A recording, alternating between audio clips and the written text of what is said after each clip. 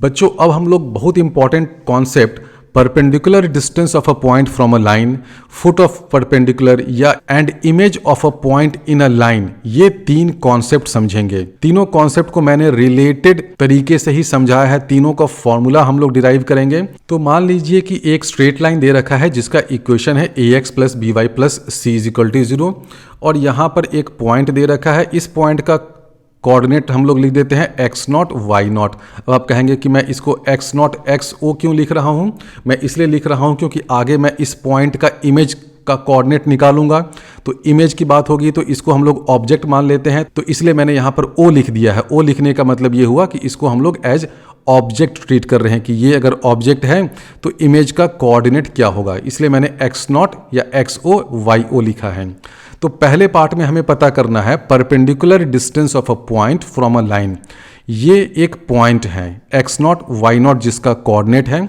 हमें पता करना है कि ये जो पॉइंट है, इस पॉइंट से अगर हम लोग एक परपेंडिकुलर ड्रॉप करें तो ये जो परपेंडिकुलर डिस्टेंस है, ये वाला डिस्टेंस क्या होगा, ये d क्या होगा। अब इस लाइन का स्लोप क्या है बताइए तो, ax plus B Y plus C equal to 0, तो इसका स्लोप क्या हो जाएगा? इस लाइन का स्लोप है माइनस a बाई बी। अब ये जो परपेंडिकुलर लाइन है इसका स्लोप क्या होगा? हम लोग को पता है कि अगर दो लाइंस परपेंडिकुलर हैं तो उनका प्रोडक्ट ऑफ स्लोप -1 होता है। तो इसका स्लोप अगर m है तो हम लोग लिख सकते हैं m into minus A by B, this is equal to -1। ये तो होगा ना, ये m स्लोप का लाइन है और इसका स्लोप है माइनस ए बाई बी, दोनों का प्रोडक्ट करिएगा तो -1 आएगा। दिस इम्प्लाइज m की वैल्यू क्या आ जाएगी? m की वैल्यू आ जाएगी b बाई ए, यानी कि ये जो परपेंडिकुलर लाइन है उसका स्लोप क्या होगा? b बाई ए। बहुत इंपॉर्टेंट कॉन्सेप्ट है, इसको समझो। ये जो लाइन हमने लिखा, इस लाइन का स्लोप हो गया b बाई ए। ये जो लाइन है ना, ब्लैक वाला लाइन, उसका स्लोप है माइनस ए बाई बी। इस पे जो परपेंडिकुलर ड्रॉप किया है उसका स्लोप है b बाई ए। दोनों का प्रोडक्ट देखिए क्या हो जाएगा, दोनों को मल्टीप्लाई करिएगा तो प्रोडक्ट मिल जाएगा -1। अब इस लाइन का स्लोप है b बाई ए। इस लाइन का स्लोप हमें मालूम हो गया, इसका मतलब हमें मालूम हो गया कि ये जो लाइन है वो x एक्सिस से कितना एंगल बना रहा है। हम लोग जानते हैं कि कोई भी लाइन अगर x एक्सिस से थीटा एंगल बनाता है तो tan theta is equal to क्या हो जाता है? Slope of that line.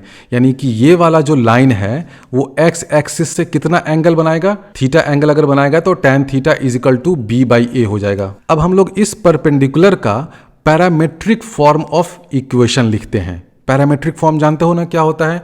हम लोगों ने सिखाया था कि अगर कोई लाइन है जो x एक्सिस से अगर थीटा एंगल बना रहा है तो उसका इक्वेशन ऐसे लिख देते थे, x minus x naught divided by cos theta, this is equal to y minus Y naught divided by sine theta, this is equal to r। इसमें x नॉट y नॉट क्या था? x नॉट y नॉट एक given point है जिसके through वो line पास कर रहा है, और थीटा क्या है? थीटा वो एंगल है जो वो लाइन बना रहा है x एक्सिस से। अब हम लोग इस परपेंडिकुलर लाइन का पैरामेट्रिक फॉर्म लिखते हैं।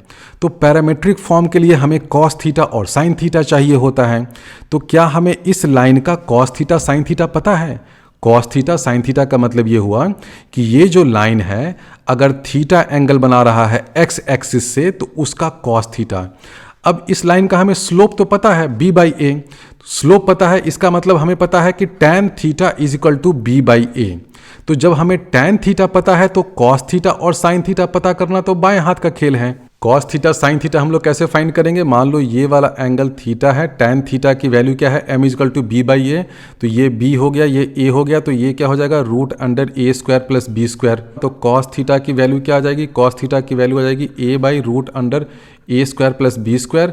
साइन थीटा की वैल्यू आ जाएगी b by root under A square plus B square. तो कॉस थीटा और साइन थीटा की वैल्यू यहाँ से हम लोग सब्स्टिट्यूट कर दें? बिल्कुल कर सकते हैं। साइन थीटा को यहाँ से कर दीजिए।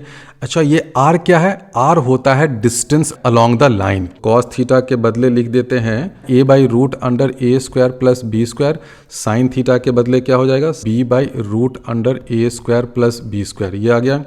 अब देखो क्या करते हैं, ये रूट अंडर ए square plus B square denominator में है, ये ऊपर चला जाएगा तो न्यूमरेटर में आ जाएगा। न्यूमरेटर में आ गया। अब इसको हम लोग सिंप्लीफाई करें, x minus x not by a कर दें और ये जो ऊपर में न्यूमरेटर में रूट अंडर ए स्क्वायर प्लस बी स्क्वायर है उसको आर के साथ ले आएँ। तो ये सब मैनिपुलेशन करके हम लोग इस इक्वेशन को ऐसे लिख सकते हैं x minus x not by A, this is equal to y minus why not by B, this is equal to r divided by root under A square plus B square. ये हो गया equation of this perpendicular parametric form में। r यहाँ पर क्या है, r है distance. अब मान लेते हैं कि ये जो पॉइंट है यहां से जब हम लोग परपेंडिकुलर ड्रॉप करते हैं तो ये जो फुट ऑफ परपेंडिकुलर है उसका कोऑर्डिनेट है X F and Y F. ये फुट है इसलिए हम लोग एक्स एफ और वाई एफ लिख देते हैं, एफ फॉर फुट। अब हम लोग को पता करना है कि ये वाला डिस्टेंस डी क्या होगा। अब हम लोग जान रहे हैं कि ये जो पैरामेट्रिक फॉर्म ऑफ इक्वेशन है वो किस स्ट्रेट लाइन का इक्वेशन है, इस परपेंडिकुलर का इक्वेशन है। ये एक्स एफ वाई एफ क्या इस परपेंडिकुलर पे लाई करता है, बिल्कुल करता है। यानी कि एक्स एफ वाई एफ जो है वो इस इक्वेशन को सेटिस्फाई करेगा। यानी कि x की जगह हम लोग एक्स एफ लिख दें और y की जगह वाई एफ लिख दें तो ये जो r है ना वो हमें क्या दे देगा, ये वाला डिस्टेंस d दे देगा जिसे हमें फाइंड करना है, जिसको हम लोग फाइंड करना चाहते हैं। तो हम लोग ये डिस्टेंस d फाइंड करना चाहते हैं तो उसके लिए हम लोग क्या कर दें, X F minus x naught divided by A, this is equal to Y F minus Y naught divided by B, this is equal to D divided by root under A square plus B square. समझो कैसे कैसे आया। ये जो equation है वो किसका equation है, इस परपेंडिकुलर का इक्वेशन है। किस फॉर्म में है, पैरामेट्रिक फॉर्म में है। एक्स एफ और वाई एफ जो है वो इस पे लाई कर रहे हैं। तो x की जगह हमने एक्स एफ लिख दिया, y की जगह वाई एफ लिख दिया, मतलब फुट का कोऑर्डिनेट। तो उस केस में ये जो r होगा वो इस डिस्टेंस d के बराबर होगा। याद रखना पैरामीट्रिक फॉर्म में ये जो r होता है ना वो क्या होता है, distance from a given point. Given point इस केस में देखो x नॉट वाई नॉट है, हम लोग x नॉट वाई नॉट से पैरामीट्रिक फॉर्म ऑफ इक्वेशन लिख रहे हैं। तो ये डिस्टेंस d आ गया। अब हमें ये d की वैल्यू फाइंड करनी है। कैसे फाइंड करेंगे, बहुत सिंपल कॉन्सेप्ट है। देखो एक्स एफ को हम लोग एक्स नॉट और d के टर्म्स में लिख सकते हैं ना। पहला ये दो इक्वेशन को अगर आप सॉल्व करिएगा तो एक्स एफ को आप d और एक्स नॉट के टर्म्स में लिख सकते हैं। उसी तरह वाई एफ को हम लोग d और वाई नॉट के टर्म्स में लिख सकते हैं। और हम लोग ये भी जानते हैं कि ये जो एक्स एफ और वाई एफ है वो इस लाइन पे लाई करता है। ये फुट है ना, फुट कहाँ पे लाई करता है, a x plus B Y plus C is equal to 0, इस पे लाई करता है। यानी कि एक्स एफ और वाई एफ इस इक्वेशन को भी सेटिस्फाई करेगा।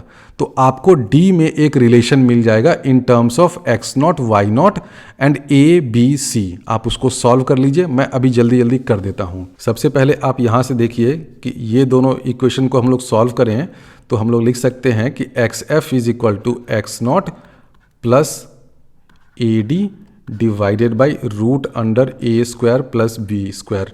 उसी तरह वाई एफ जो हो जाएगा वो हो जाएगा Y not plus B times सब कुछ वही रहेगा, ऐसे आ जाएगा। हमने एक्स एफ का कोऑर्डिनेट फाइंड कर लिया, वाई एफ फाइंड कर लिया। ये एक्स एफ और वाई एफ इस इक्वेशन को सेटिस्फाई करेगा। एक्स एफ और वाई एफ का कोऑर्डिनेट हमने फाइंड किया है। ये एक्स एफ और वाई एफ इस स्ट्रेट लाइन पे लाई करते हैं, यानी कि वो इस इक्वेशन को सेटिस्फाई करेंगे। यानी कि ए टाइम्स एक्स एफ, यानी कि आप क्या कह सकते हैं, ए टाइम्स एक्स एफ के बदले क्या हो जाएगा, x not plus A D divided by root under this thing रहेगा plus B times y f, यानी कि b times y not plus b into d divided by this thing plus c, this will be equal to 0। ये होगा, बिल्कुल होगा। इसको अगर हम लोग एक्सपैंड करें तो हमें क्या मिल जाएगा, a x not plus B why not plus c, वो उस साइड चला जाएगा और ये यहाँ पे क्या जाएगा, a into a square, b into b square और d कॉमन है। तो इसको थोड़ा सा सिंप्लीफाई कर दीजिए, बहुत सिंपल ये अलजेब्रा है अब ये। तो ये हो जाएगा a square plus B square into d divided by यहाँ आ जाएगा रूट अंडर ए square plus B square plus एक टर्म आएगा a x not plus B why not plus C is equal to 0। तो इसको हम लोग उधर ले जाएं तो ये हो जाएगा this is equal to minus A x not plus B why not plus c. अब हमें फाइंड क्या करना था, हमें पहले तो फाइंड करना है डिस्टेंस d। तो ये क्या हो जाएगा, देखो ये रूट अंडर ए स्क्वायर प्लस बी स्क्वायर है, ऊपर में ए स्क्वायर प्लस बी स्क्वायर है, तो इसको कैंसिल कर दीजिए। तो ऊपर में आ जाएगा रूट अंडर ए स्क्वायर प्लस बी स्क्वायर। इस d को फाइंड करना है तो इस रूट को इधर लाइएगा तो यहाँ पे आ जाएगा रूट अंडर ए स्क्वायर प्लस बी स्क्वायर, यानी कि यहाँ से हम लोग सिंप्लीफाई करके लिख सकते हैं कि distance D this is equal to minus A x not plus B why not plus C divided by root under A square plus B square. तो हमने ये डिस्टेंस डी फाइंड कर लिया। डिस्टेंस डी क्या है? Perpendicular distance from point x not Y not on that line. तो हमने perpendicular distance का फॉर्मूला फाइंड कर लिया। हो सकता है कि ये a x not plus B why not plus c अगर पॉजिटिव हो और ये माइनस मिल करके डिस्टेंस आपको नेगेटिव आ जाए तो आपको यहाँ पर मॉडुलस साइन लेना पड़ेगा, क्योंकि जनरली हम लोग डिस्टेंस तो पॉजिटिव ही लेते हैं। तो इसमें मॉडुलस भी एक लगा दीजिए, क्योंकि आपको डिस्टेंस कैलकुलेट करना है तो आप पॉजिटिव वैल्यू लेंगे तो इसलिए मॉडुलस लगा दीजिए। लेकिन ये डी की वैल्यू अगर आपको उस इक्वेशन में लिखनी है तो आप मॉडुलस वगैरह मत लगाइए, सीधे सीधे इस डी को ऐसे ही रहने दीजिए। ये डी हमें दे रहा है perpendicular distance of that point x not Y naught from that line A x plus B Y plus C is equal to 0। अगर हमें एक्चुअल डिस्टेंस पूछा जाए तो हम लोग इसमें मॉडुलस भी लगा दें। अब हमें अगर एक्स एफ और वाई एफ यानी कि फुट ऑफ द परपेंडिकुलर का कोऑर्डिनेट फाइंड करना है तो क्या करेंगे? आप इस रिलेशन को देखिए, d की वैल्यू हमें मालूम है, तो अगर हम लोग d की वैल्यू इसमें सब्स्टिट्यूट कर दें तो जो कोऑर्डिनेट हमें मिलेगा एक्स एफ और वाई एफ का, वो किसका कोऑर्डिनेट होगा? फुट ऑफ द परपेंडिकुलर का कोऑर्डिनेट मिलेगा। यानी कि अगर हमें किसी पॉइंट से किसी पर्टिकुलर लाइन पे परपेंडिकुलर ड्रॉप करना है तो फुट ऑफ द परपेंडिकुलर का कोऑर्डिनेट क्या हो जाएगा? इस रिलेशन में आप d की वैल्यू सब्स्टिट्यूट कर दीजिए तो आपको एक्स एफ और वाई एफ मिल जाएगा। हम लोग ऐसे लिख दें X F minus x naught divided by A, this is equal to Y F minus Y naught divided by B, this is equal to, अब d की जगह ये एज इट इज सब्स्टिट्यूट करिए। और ध्यान रखिएगा इसमें अभी आप मॉडुलस वगैरह मत लगाइए, क्योंकि हम लोग अभी अलजेब्राइक इक्वेशन के टर्म्स में काम कर रहे हैं। तो सीधे सीधे d की जगह इसको जब सब्स्टिट्यूट करिएगा तो न्यूमरेटर में तो माइनस ये आ जाएगा, डिनोमिनेटर में देखो एक रूट ए स्क्वायर प्लस बी स्क्वायर पहले से है, एक यहाँ पर ऑलरेडी है, मल्टीप्लाई होकर के a square plus B square हो जाएगा। तो यहाँ आ जाएगा minus A x not plus B why not plus C divided by A square plus B square. तो ये एक सुपर फास्ट तरीका है to find coordinate of foot of perpendicular from a point. क्या करिए, x F minus x not by a क्या है? Coefficient of this mirror line. हम लोग मान लेते हैं कि ये मिरर है। मिरर हम लोग इसलिए मान रहे हैं क्योंकि अभी हम लोग इसका इमेज भी लेंगे, ठीक है। तो x F minus x not by a is equal to Y F minus why not by B, this is equal to minus करिए a x not plus B why not plus C divided by A square plus B square. Simple ये कर दीजिए, आपको x F और Y F का जो coordinate है वो किसका कोऑर्डिनेट मिल जाएगा? फुट ऑफ द परपेंडिकुलर का कोऑर्डिनेट मिल जाएगा। तो बहुत से बच्चे इस फॉर्मूले को भी रट लेते हैं, रट लेना चाहिए। वैसे अगर आपने कॉन्सेप्ट समझ लिया है तो आपको आसानी से ये याद हो जाता है। तो ये तो हमने फुट का कोऑर्डिनेट फाइंड कर लिया। अब हम लोग image of a point in a line find करते हैं। ये ऑब्जेक्ट है एक्स नॉट वाई नॉट है, मान लेते हैं कि ये मिरर लाइन है, जिस मिरर लाइन का इक्वेशन दे रखा है a x plus B Y plus C is equal to 0। इस मिरर लाइन में इस ऑब्जेक्ट का इमेज हमें फाइंड करना है। तो इमेज क्या होगा? ये डिस्टेंस अगर d है तो इमेज d डिस्टेंस पीछे होगा, यही होगा ना, ये डिस्टेंस भी d होगा। तो अगर हम लोग को इस इमेज का कोऑर्डिनेट फाइंड करना है एक्स आई वाई आई, तो हम लोग क्या कह सकते हैं? सबसे पहले तो ये देखिए कि ये जो परपेंडिकुलर वाला लाइन है उसी लाइन को अगर हम लोग और थोड़ा सा आगे एक्सटेंड कर दें d डिस्टेंस, तो हम लोग इस इमेज पे पहुंच जाएंगे ना। ये d है, ये भी d है। तो अगर हम लोग इसी स्ट्रेट लाइन के अलोंग मूव करें, ये जो परपेंडिकुलर के अलोंग वाला लाइन है जिसका पैरामीट्रिक इक्वेशन हमने लिख रखा है, उस पैरामीट्रिक इक्वेशन में डिस्टेंस क्या हो जाएगा? ऑब्जेक्ट से हम लोग काउंट कर रहे हैं तो डिस्टेंस हो जाएगा 2d के बराबर, यानी कि d की जगह हम लोग इसका डबल अगर सब्स्टिट्यूट कर दें उस इक्वेशन में तो हमें कोऑर्डिनेट ऑफ दिस इमेज मिल जाएगा। किस इक्वेशन में करना पड़ेगा? हम लोग जानते हैं कि x minus x not by A, this is equal to Y minus why not by B, this is equal to R divided by root under A square plus B square. ये parametric equation है। किसका parametric equation है? इस perpendicular line का। इसी line को अगर हम लोग थोड़ा सा और आगे एक्सटेंड कर दें d डिस्टेंस से, तो हम लोग कहाँ पहुँच जाएंगे? हम लोग इमेज पे पहुँच जाएंगे। यानी कि अगर हमें इमेज का कोऑर्डिनेट फाइंड करना है तो r की जगह आप क्या कर दीजिए? इस डिस्टेंस का डबल सब्स्टिट्यूट कर दीजिए, आपको इमेज का कोऑर्डिनेट बैठे बिठाए मिल जाएगा। तो अगर हमें इमेज का कोऑर्डिनेट चाहिए जिसको हम लोग xi लिख दें तो xi माइनस एक्स नॉट और यहाँ आ जाएगा yi माइनस वाई नॉट। उसमें क्या करना पड़ेगा, r की जगह आपको ये वाला डिस्टेंस जो है ना, कौन वाला डिस्टेंस, इस डिस्टेंस का डबल लिखना पड़ेगा, यानी कि सब कुछ सेम रहेगा। एज इट इज यहाँ पर आएगा 2 टाइम्स हो जाएगा, नीचे में रूट अंडर ए स्क्वायर प्लस बी स्क्वायर है तो ये रूट यहाँ पर हट करके ए स्क्वायर प्लस बी स्क्वायर हो जाएगा। तो यहाँ पर ये क्या हो जाएगा, इसको मैं लिख देता हूँ, दिस इज इक्वल टू ये हो जाएगा माइनस 2 टाइम्स कर रहे हैं तो ये 2 a x not plus B why not plus C divided by यहाँ आ जाएगा a square plus B square. तो ये किसका कोऑर्डिनेट हमें दे रहा है, इमेज का कोऑर्डिनेट। देखो ये x I minus x not, यहाँ है y I minus Y not, यानी कि अगर object x not Y not पे है और ये मिरर लाइन है a x plus B Y plus C is equal to 0, इस मिरर लाइन में हमें इमेज का कोऑर्डिनेट एक्स आई और वाई आई फाइंड करना है। तो आप इस रिलेशन का यूज करिए, X I minus x not by A, this is equal to Y I minus why not by B, this is equal to minus 2 times this A x not plus B why not plus C divided by A square plus B square. और ये formula बहुत ही अच्छा है, इसको तो आप रट लीजिए, क्वेश्चन सॉल्व करते करते हो ही जाता है। ये किसका कोऑर्डिनेट दे रहा है, इमेज ऑफ अ पॉइंट। हम लोग जब फुट ऑफ द पॉइंट लेते हैं तो उसमें सब कुछ सेम रहता है, बस ये 2 नहीं रहता है। क्यों नहीं रहता है, क्योंकि देखो फुट तक आने के लिए आप इस ओरिजिनल पॉइंट, इनिशियल पॉइंट से डी डिस्टेंस आते हो, डी डिस्टेंस आते हो तो सीधे सीधे इसको सब्स्टिट्यूट कर देते हैं, तो यहाँ पे 2 का फैक्टर नहीं होता है। इमेज तक आने के लिए आपको इस ऑब्जेक्ट से 2D डिस्टेंस आना पड़ता है ना, ये D होगा, ये D होगा, object distance is equal to image distance. तो आप 2D नीचे आए तो इस D का डबल वैल्यू आप यहाँ पे डालते हैं, तो इसलिए 2 वाला फैक्टर आता है किसमें, 2 वाला फैक्टर आता है इमेज के कोऑर्डिनेट में। जब हम लोग फुट का कोऑर्डिनेट फाइंड करते हैं तो वहां पर 2 वाला फैक्टर नहीं आता है। इस फॉर्मूले का डेरिवेशन में जो कॉन्सेप्ट यूज किया गया है ना, उस कॉन्सेप्ट को समझिए, उसके बाद इस फॉर्मूले को आप अच्छे से समझ लीजिए, क्योंकि आगे जब हम लोग 3 डायमेंशनल ज्योमेट्री में image of a point in a plane या foot of a point when a perpendicular is dropped in a 3 dimensional geometry, वो सब जब स्टडी करेंगे तो वहां भी एग्जैक्टली सेम फॉर्मूला होगा, बस वहां पर एक्स वाई के अलावा एक जेड कोऑर्डिनेट भी आ जाएगा, यहाँ पर a square plus B square plus c square वो सब भी आ जाएगा, ठीक है, लेकिन फॉर्मूला सेम रहेगा। तो जो फॉर्मूला हम लोग 2 डायमेंशनल ज्योमेट्री में image of a point in a line के लिए यूज करते हैं, वही फॉर्मूला हम लोग 3 डायमेंशनल ज्योमेट्री में image of a point in a plane उसके लिए यूज करेंगे। तो इसलिए इस फॉर्मूले को समझ लीजिए, क्योंकि ऑलमोस्ट सेम कॉन्सेप्ट का यूज करके हम लोग 3 डायमेंशनल ज्योमेट्री में सिमिलर फॉर्मूला डिराइव करेंगे। अगर कोई पॉइंट हमें दे रखा है तो उस पॉइंट से इस लाइन पे परपेंडिकुलर डिस्टेंस d कितना होगा, ये हमने डिराइव कर लिया।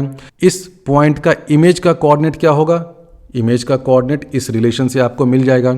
इमेज वाले केस में 2 का फैक्टर रहेगा, जब हम लोग फुट का कोऑर्डिनेट फाइंड करेंगे तो वहां पर ये 2 वाला फैक्टर नहीं होगा, बाकी रिलेशन सेम रहेगा। पिछले पार्ट में जो कॉन्सेप्ट और जो थियरी सीखा, how to find coordinate of foot of a perpendicular या how to find image of a point in a given line, उसी कॉन्सेप्ट का यूज करके हम लोग ये बहुत ही अच्छा प्रॉब्लम है 1986 जेई का, उसको सॉल्व करेंगे। Equations of the perpendicular bisector of the side A B and A C of a triangle are given. If the point A is 1 - 2 find the equation of line B C. ये A B line है और इस A B का perpendicular bisector का equation दे रखा है x - y + 5 = 0। उसी तरह ए सी का परपेंडिकुलर बाइसेक्टर दे रखा है x + 2y = 0। आपको पता करना है बी सी लाइन का इक्वेशन। तो इस क्वेश्चन को सॉल्व करने का 2-3 डिफरेंट मेथड हैं। एक रूटीन मेथड है, उसमें स्टूडेंट्स को क्या करना पड़ता है कि अच्छा ये पॉइंट ए है तो पहले वो पॉइंट एफ का कोऑर्डिनेट फाइंड करते हैं, ए बी का इक्वेशन लिख सकते हो क्योंकि आपको पता है कि ये लाइन परपेंडिकुलर है, तो x - y + 5 = 0 ये वाला जो लाइन है इसके स्लोप का यूज करके आप slope of A B find कर सकते हो। और आपको पता है कि ये A B line A point से पास करता है, तो आपने क्या किया, ए बी लाइन का इक्वेशन लिखा, फिर ए बी लाइन का इक्वेशन और इस इक्वेशन को सॉल्व करके आप कोऑर्डिनेट ऑफ एफ फाइंड करते हैं। फिर आप क्या करते हैं, देखा कि अच्छा ये एफ का कोऑर्डिनेट मिल गया, एफ जो है वो मिड पॉइंट है, तो उसका यूज करके बी का कोऑर्डिनेट फाइंड करते हैं। तो ये एक रूटीन तरीका है लेकिन बहुत ही लंबा तरीका है। तो अभी मैं आपको इस क्वेश्चन को सॉल्व करने का सुपर फास्ट तरीका सिखाऊंगा, जो तरीका मैंने अभी डिटेल में आपको समझाया। आप देख रहे हैं कि ये जो परपेंडिकुलर बाइसेक्टर है वो मिरर की तरह एक्ट कर रहा है ना। ये अगर ऑब्जेक्ट है तो बी क्या है, उसका इमेज है, क्योंकि देखो ये डिस्टेंस और ये डिस्टेंस इक्वल है। ये परपेंडिकुलर बाइसेक्टर है तो ये वाला distance AF this will be equal to FB, यानी कि हम लोग कह सकते हैं कि ये जो B है वो क्या है, इस पॉइंट A का इमेज है in the line x minus Y plus 5 is equal to 0। Similarly ये जो पॉइंट C है वो इस पॉइंट A का इमेज है in the line x plus 2y is equal to 0।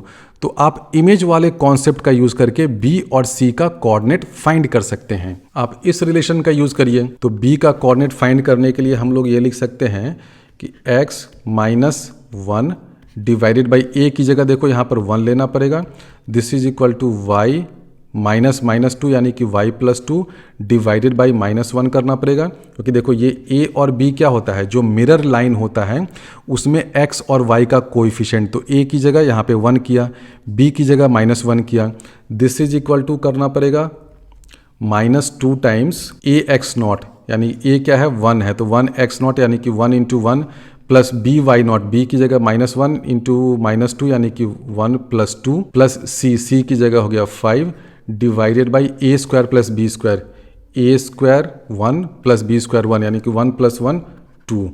तो देखो हम लोग इससे x और y फाइंड कर सकते हैं। ये x और y क्या है, इस B का कोऑर्डिनेट, इसको हम लोग xi भी लिख सकते हैं जस्ट टू शो कि it is image of this point A, xi और yi। लेकिन आप समझ ही रहे हो ना कि x और y हम लोग इस B का कोऑर्डिनेट फाइंड कर रहे हैं। तो यहाँ से देखो बहुत आसानी से आप x और y फाइंड कर सकते हैं। तो x और y कोऑर्डिनेट इसका आ जाता है -7 6, ये B का कोऑर्डिनेट हो जाएगा -7 6। उसी तरह अब हम लोग पॉइंट C का कोऑर्डिनेट फाइंड करते हैं। ये जो पॉइंट C है वो इस पॉइंट A का इमेज है इन दिस लाइन, तो इसका कोऑर्डिनेट क्या हो जाएगा, x minus 1 divided by 1, this is equal to y plus 2 divided by 2, this is equal to -2 into 1 into 1 यानी कि 1। कैसे हमने किया, देखो ये 1 है, AX0 करना होता है ना, तो यहाँ पे 1 है ना, A की वैल्यू 1 है तो 1 इंटू x0 1 प्लस BY0 यानी कि 2 इंटू माइनस 2 माइनस 4, तो कर दो 1 माइनस 4। अच्छा C की वैल्यू यहाँ पे 0 है, डिवाइडेड बाई यहाँ जाएगा 1 प्लस 2 का स्क्वायर करोगे तो 5। तो इससे आप x और y की वैल्यू फाइंड कर लोगे, वो C का कोऑर्डिनेट आएगा 11/5 एंड 2/5। तो ये इस क्वेश्चन को सॉल्व करने का बहुत ही फास्ट तरीका है। अगर आपको ये वाला रिलेशन याद है तो इस रिलेशन पे बेस्ड क्वेश्चन जेईई मेंस में पूछा गया है। आपको एक पॉइंट दे दिया है, फिर पूछा है कि इस पॉइंट का जो इमेज बनेगा इन अ गिवन लाइन उसका कोऑर्डिनेट बताओ, तो आप सीधे सीधे इस रिलेशन का यूज करके फाइंड कर सकते हैं। तो ये जो BC लाइन है उसका इक्वेशन तो आसानी से फाइंड कर सकते हैं ना, जब आपको 2 पॉइंट गिवन है तो आप 2 पॉइंट फॉर्म से या किसी भी तरीके से आप इक्वेशन ऑफ BC तो फाइंड कर ही सकते हैं। तो इक्वेशन ऑफ BC जब फाइंड करिएगा तो उसका आंसर हो जाएगा 14x प्लस 23y माइनस 40। ये इस क्वेश्चन का आंसर है 14x plus 23y minus 40 is equal to 0। ये हो जाएगा equation of this line BC।